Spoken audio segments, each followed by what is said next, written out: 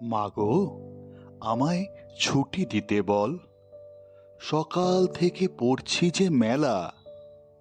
এখন আমি তোমার ঘরে বসে করব শুধু পড়া পড়া খেলা।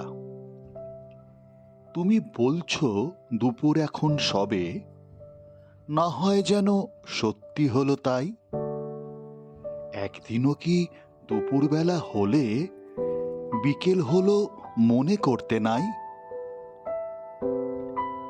আমি তো বেশ ভাবতে পারি মনে, সূর্যি ডুবে গেছে মাঠের শেষে। বাগদি বুড়ি চুবড়ি ভরে নিয়ে শাক তুলেছে পুকুর ধারে এসে।